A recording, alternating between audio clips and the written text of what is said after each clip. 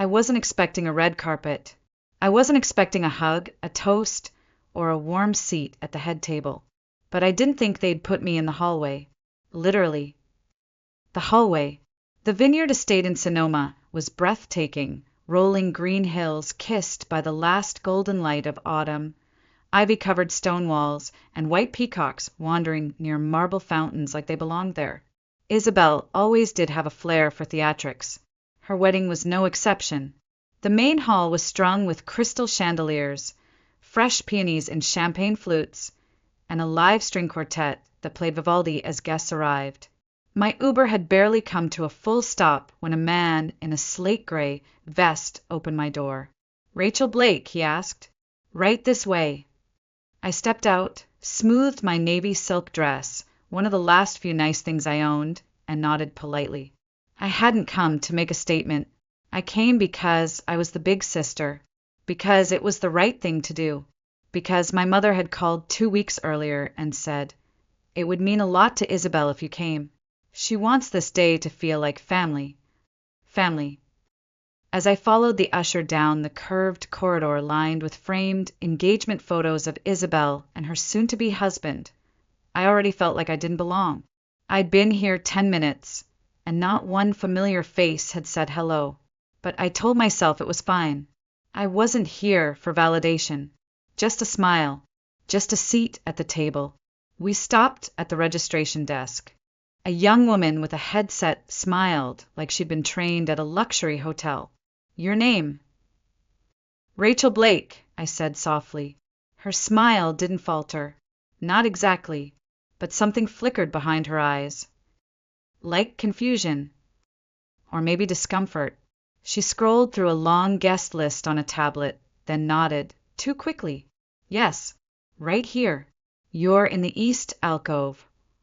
I tilted my head. "Where is that?"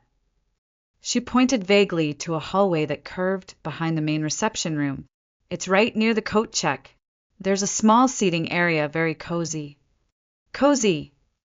I glanced over her shoulder at the massive banquet hall, where Isabel's college friends and Dad's golf buddies clinked glasses under chandeliers the size of tree trunks.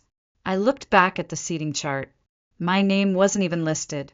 "There must be a mistake," I said, keeping my voice even. The girl blinked. "No, I'm afraid not. This is what we were given." My hand tightened around my clutch. I turned slowly, scanning the room. And there they were. My mother, Margaret Blake, standing behind Isabel, fluffing the lace train of her wedding gown. My sister laughed, her head tilted back, her veil shimmering under the lights. They looked like a picture in a magazine. Mother and daughter, glowing in perfect harmony. I walked toward them, heels clicking against the marble. "Mom, can I talk to you for a second?" She glanced at me, sighed, and muttered, "Not now, Rachel. Can't you see we're busy?" "It'll only take a minute." She rolled her eyes and stepped aside, barely. I took a breath.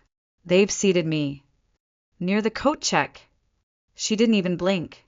We had to prioritize close family. You know that. I am close family. She gave me a tight, polished smile. "Oh, don't make a big deal out of this." And then Isabel turned. Her smile was saccharine, her tone sweeter than frosting. I'm sure it was just a mix-up, Ratch. Weddings are chaos. But her eyes, they gleamed with satisfaction. Something inside me cracked, not loudly, but cleanly, like ice breaking underfoot. I looked at my mother again. Nothing. Not even a hint of shame. "Don't ruin your sister's big day," she said softly, like it was a warning. "You should be grateful you were invited." That word, grateful, like they were doing me a favor just by acknowledging my existence. I didn't respond. I just turned around, heels clicking louder now, and walked straight into the hallway. The hallway smelled faintly of lilies and citrus floor polish. Behind me, the doors to the reception hall closed with a soft thud, and it was like I'd been gently exiled. I sat down on a velvet bench near the coat rack, still holding the name card in my hand, Rachel Blake, East Alcove, printed in gold script. Like that somehow made it less humiliating. I stared at my reflection in the polished glass window across from me. A grown woman in a beautiful dress, lipstick perfectly applied. And yet I felt 16 again, unwanted, overlooked, like a shadow clinging to the edge of every family photo. And just like that, the memory returned. 3 years ago, Thanksgiving, Isabel was off traveling with some man she'd met in Portugal. The house in Brookline was quiet for once. No perfume clouding the air, no high-pitched stories about beach resorts or influencer friends. Just me, Mom and Dad, Margaret and Walter. That afternoon, while the turkey roasted in the oven and the kitchen filled with warm cinnamon and sage, Mom asked me to go upstairs and grab a box of old family photos. "We're making a memory album," she said, "for Isabel's engagement." I smiled, nodded. It was rare to be included in anything sentimental. I walked up the creaky stairs and stepped into my childhood room. Everything was still there. The single bed under the window, my old books stacked unevenly on the shelf, a dusty poster of a Van Gogh print above the desk. I opened the drawer where the photos were usually kept, and that's when I saw it. A leather-bound notebook. Thin, light brown.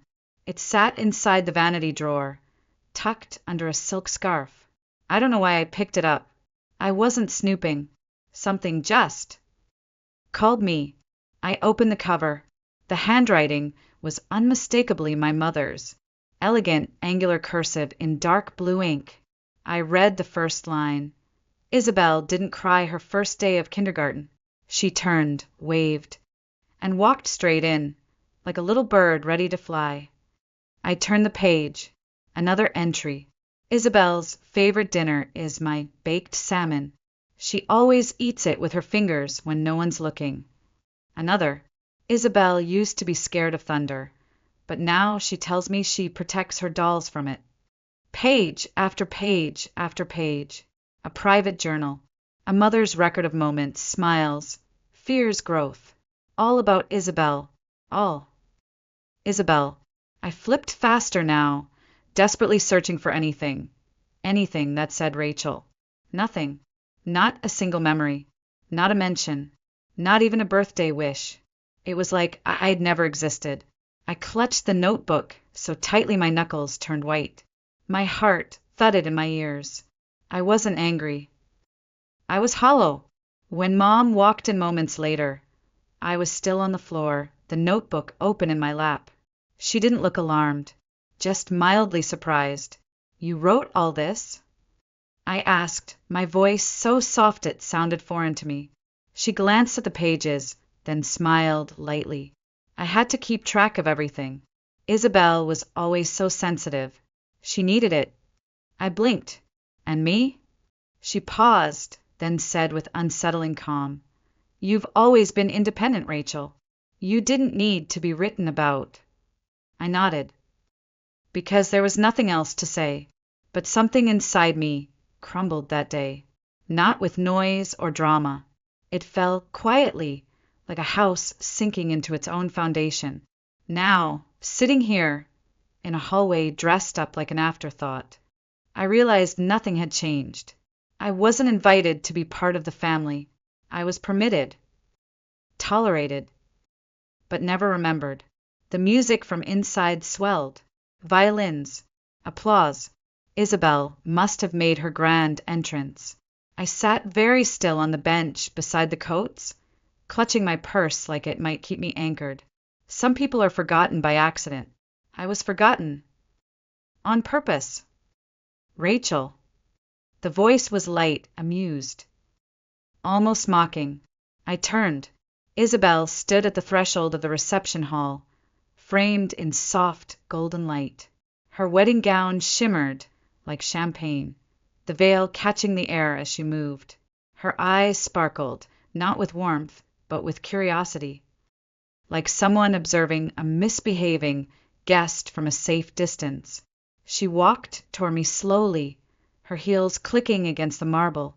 "Are you upset?" she asked, cocking her head. I gave her a small smile. One I didn't feel. Why would I be? She shrugged. Because of the seating, I mean. I told the planner there might be a few hiccups. Weddings are chaotic. People get misplaced. Her voice was sticky sweet, but her eyes gleamed with something harder, something sharper. It's not about the seat, I said quietly. It's about what it means. Oh, Rachel. She let out a breathy laugh. You're always so sensitive, always taking everything so personally. I didn't respond. She sat down beside me, brushing invisible lint from her gown. Her perfume was overpowering vanilla and ambition. You could have called Mom, she said, if you were worried about where you'd be sitting. I turned toward her. Do you ever listen to yourself? She blinked. What's that supposed to mean? You always assume people are trying to take something from you, or ruin your moment. You don't even consider that maybe. They're just tired of being invisible. Isabel tilted her head, lips pursed. This again. I stared at her. You really don't see it, do you? See what? I took a slow breath. That it's always been you. The attention, the affection, the memory books, the photos, the calls, every holiday, every decision, every spotlight, always, always you. She smiled like she was flattered. I don't blame you for being loved, I added. I blame you for pretending like the rest of us never noticed. Her smile faltered. You sound jealous. No, I said calmly.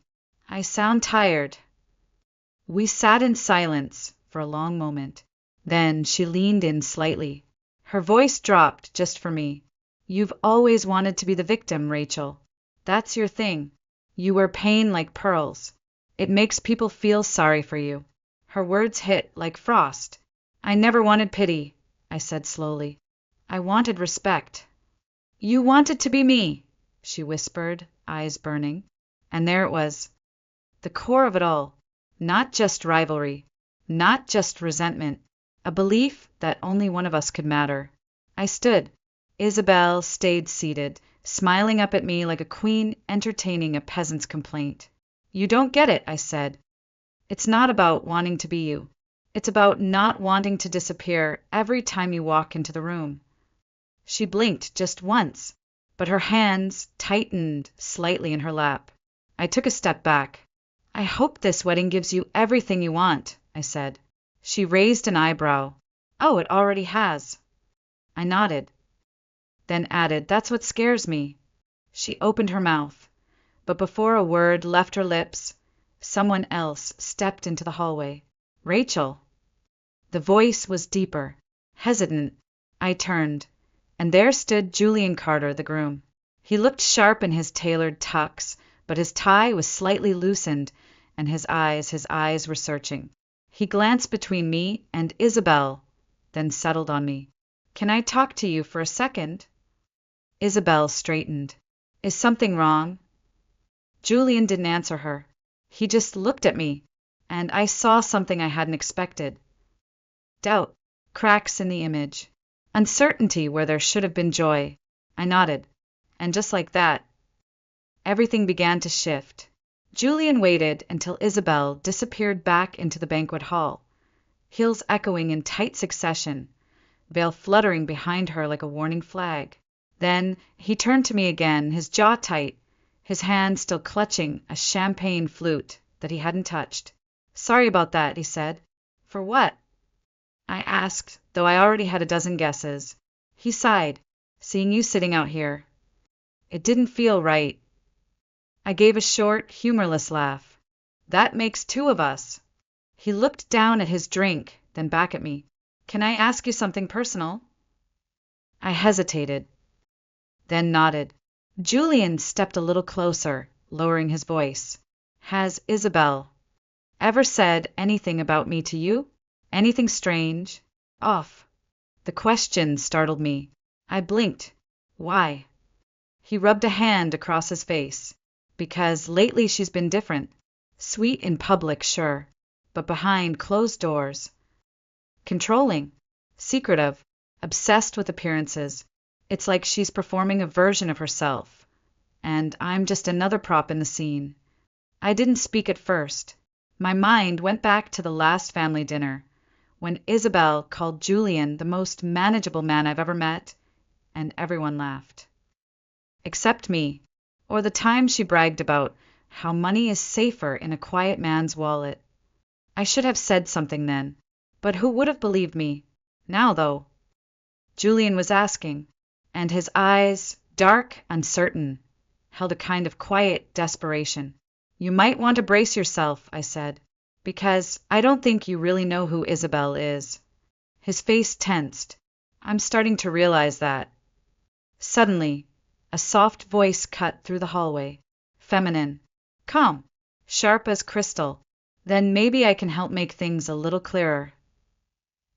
We both turned. Diane Carter stood at the other end of the corridor, holding her phone like it was a loaded weapon. She looked flawless in a navy gown that draped like water over her frame, platinum blonde hair, swept into a perfect chignon. But it was her presence that stilled the air, not beauty, not wealth, but something else. Authority. A woman who'd seen too much and smiled too little. Mother. Julian said, surprised. She walked toward us, heels silent on the tile.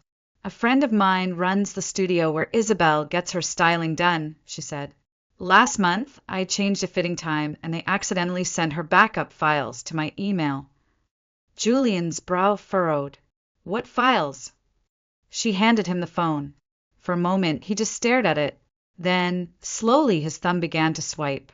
I couldn't see the messages, but I didn't need to. I could read them on his face. Confusion. Disbelief. Then something deeper. Betrayal. His hand began to tremble. She said, his voice cracked. She said she's training me, that I'm too predictable, that once she has your trust, she'll control the estate through me. Diane nodded. She also texted her stylist about a plan. 6 months post-wedding, she'd file for legal control over shared assets. Quote, as long as I stay sweet, the house will be mine before he even realizes it. Julian's mouth parted slightly. His shoulders slumped. Like the foundation of everything he believed had just been ripped from beneath him. I stepped closer, gently placed a hand near his elbow, but not quite touching. He looked at me, eyes reddening, voice low. How could she? And for the first time, I didn't feel like a ghost at this wedding. I felt like someone who had been watching the storm roll in long before anyone else saw the clouds. I'm sorry, I whispered. He shook his head. I'm not. I'm glad I know now. Diane's gaze met mine. Thank you, she said softly, for not turning away. I didn't say anything. I didn't need to. The weight of what was coming had already begun to shift, and this wedding was no longer going to end the way they had planned. The private conference room was tucked behind the wine-tasting lounge on the second floor. Floor-to-ceiling windows overlooked the vineyard, now cloaked in the soft amber hues of dusk. But no one noticed the view. No one cared about the glasses of water arranged neatly on a tray or the faint hum of the AC. The room pulsed with silence, tense, breathless. Julian sat at the head of the long oak table, phone resting face down in front of him. Diane stood behind him, one hand lightly on his shoulder. Not possessive, not controlling, just steady, like a mother anchoring her son through a storm she saw coming long before he did. I sat to the right, back straight, heart pounding. I wasn't sure why I was there, maybe as a witness, maybe as a voice no one could silence this time. The door opened. Isabel walked in, radiant and sharp as ever, trailing silk and suspicion. Behind her came my mother, Margaret, clutching a designer clutch and wearing that strained smile she reserved for situations she couldn't control. What is this? Isabel demanded. Her voice was pitched higher than usual, not angry yet, but cautious. Why are you pulling people out of the wedding? Julian, your friends are asking questions. Julian didn't answer immediately. He stood, slowly, and reached into his jacket pocket. He placed a white envelope on the table. You know what this is? He asked. Isabel stared at it like it might bite her. She said nothing. It's a petition to annul the marriage, he continued, voice flat and cold. I've already signed it. The room shifted, like air being sucked from a sealed jar. My mother gasped, hand flying to her mouth. What? Isabel stepped back, her veil rustling. You're joking, right? Diane spoke then.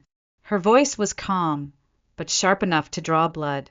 We read the messages, Isabel. Every word. The ones you sent your stylist, your friend Natalie. The ones where you talked about Julian as a pawn. The ones where you mapped out how to take over our estate. Isabel's mouth opened, but Julian cut in. His voice was no longer calm. It cracked in the middle, then hardened. You called my mother a rich relic who only knows how to write checks. You said, and I quote, he's simple enough to shape into anything I want. Give it 6 months, and he'll be begging me not to leave. Isabel's face flushed. That was a joke. Between friends. You're all taking this out of context. Then explain the divorce consultation you filed last month, Diane snapped. Was that also a joke? That hit like a bullet. Even my mother looked shaken now. Is that true? Walter, my father, had entered the room at some point, but none of us had noticed. Now he stood in the corner, his face heavy with disbelief. Isabel looked between us, lips parting, but no sound came out. Margaret, he said, turning to my mother, did you know? My mother shook her head. I didn't think. I never imagined Isabel could. No, he cut her off, his voice low. You never looked. You never wanted to see what she was capable of. And then he turned to me, for the first time in years. Rachel, he said, and the word felt like a bandage being peeled away. I'm sorry. My mother looked stunned. I should have said something years ago, Walter went on, but I let things slide. I thought you were strong, that you'd be fine. I wasn't, I said softly, but I am now. Isabel finally snapped out of it. You're siding with her, she spat, eyes wide. Your other daughter, the one who's always resented me? This is what you're doing on my wedding day. Julian stepped forward, voice steady. This was never about Rachel. This was about you, and the lies you tried to build a marriage on. I love you, Isabel cried, desperate now. I just didn't want to lose everything. I was trying to build a life. Diane's eyebrow lifted. That's what love looks like to you. A 5-step strategy to own someone. My mother's voice, usually so polished, trembled now. Isabel, I don't know what to say. And for the first time in my life I saw it. Not guilt, not regret, but fear in Isabel's eyes. Not because she was caught, but because this time no one was standing by her. Isabel didn't storm out of the room. She exploded from it. The doors to the conference room slammed behind her, veil flaring like a broken flag. Her heels struck the tile with manic rhythm as she marched down the hallway, silk gown rustling like fire. Her perfectly styled hair had come loose around her face, and the diamonds on her ears shook with each furious step. The rest of us followed, but slower. No one rushed after her. No one tried to stop her. By the time we stepped into the main reception hall, the music had paused. The quartet had lowered their instruments. Hundreds of guests turned to look, glasses frozen midair, conversations cut in half. And there, in the middle of the floor, stood Isabel, panting, flushed, eyes wild. You all think this is funny, she screamed, spinning around as though the chandeliers themselves were mocking her. You think this is okay? To humiliate me on my wedding day. No one answered. The room was a sea of stunned silence.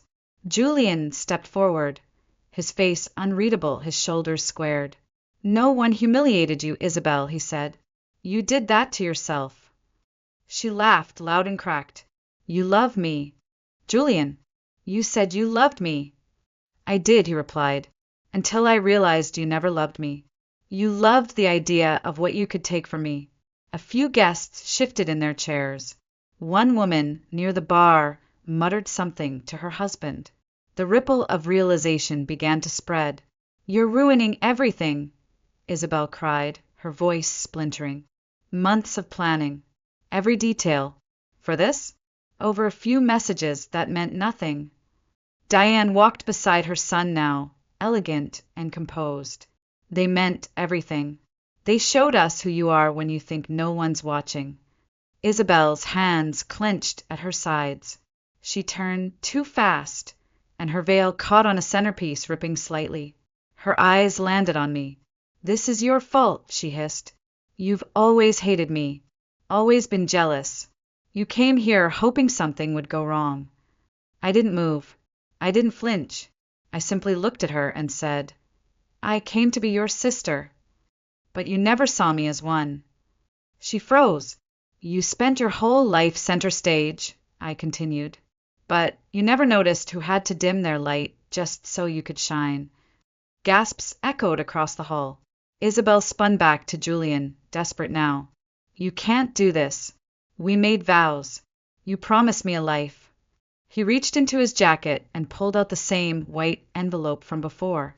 He held it up for the room to see. "This is the annulment contract," he said clearly, "and I signed it." The room collectively inhaled. Even the chandelier lights seemed to dim for a heartbeat. Diane touched her son's arm. "Let's go." As they turned to leave, Isabel stepped forward like she might follow, but no one reached for her. Not her friends. Not her bridesmaids. Not our parents. She stood alone, surrounded by lace and candles, all of it now useless. A queen with no court.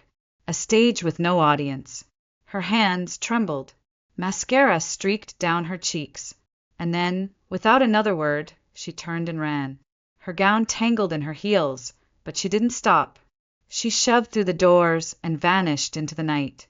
Behind her, the guests slowly returned to their seats. Conversations restarted, but differently, whispers instead of laughter. Glances filled with unease. I remained standing for a moment longer, not triumphant. But still, I didn't need applause. I didn't need to be center stage. All I'd ever wanted was to be seen. And now at last I was. A week after the wedding, I woke up in my quiet apartment in Boston. No flowers, no music, no clinking glasses, just the soft hum of the refrigerator and the filtered sunlight spilling across my kitchen table. I brewed a small pot of coffee, French roast, dark and bitter, the way I liked it, and sat by the window in my worn linen robe. There was a kind of stillness in the air. The kind that doesn't demand anything of you. My phone buzzed on the counter. "Mom, 9th call in 3 days." I let it ring. I already knew what she wanted to say. I'd seen it in her face that night, in the way she didn't chase after Isabel, in the way she looked at me like she'd never really looked before. But it didn't matter anymore. She didn't need to say sorry, and I didn't need to hear it. Later that afternoon, a text came through. "Rachel, I know I failed you. I know I was blind. I want to see you. Just the two of us. Please." I stared at the message for a long time. The old version of me, the girl who used to try so hard to keep the peace, who always picked the quiet seat, who dressed modestly so her sister could shine brighter, she would have said yes immediately. She would have picked out a blouse that her mother liked, rehearsed polite conversation, smiled through the awkwardness, and pretended she wasn't still bleeding underneath. But that girl didn't exist anymore. I set the phone down. No anger. No response. Just silence. That evening, I went for a walk along the Charles River. The lamps along the waterfront flickered gently, their reflections stretching across the dark water like long, glowing ribbons. Children chased each other under maple trees, their laughter cutting through the cool autumn air. I found an empty bench and sat, letting the breeze tangle my hair. From my wallet, I pulled out an old photograph. Christmas. I was 16. Isabel stood at the center of the frame in a bright red dress, grinning. My mother's arm rested proudly on her shoulder. And me? I was half hidden behind the tree, Smile polite, eyes already fading from the frame.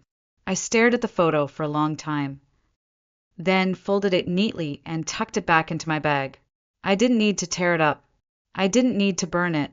I just didn't need it anymore.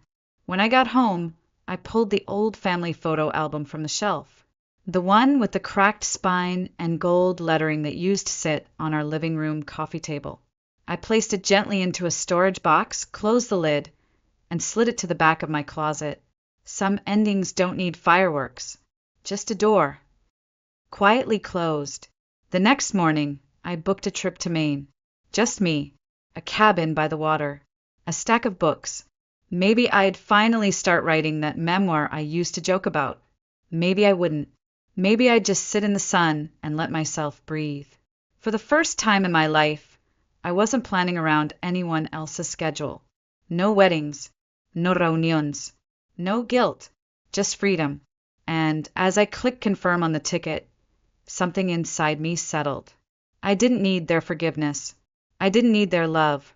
I didn't even need their recognition. Because I had found something stronger. I had found myself. Family isn't always blood. Sometimes it's the peace you give yourself when you finally stop begging to be seen.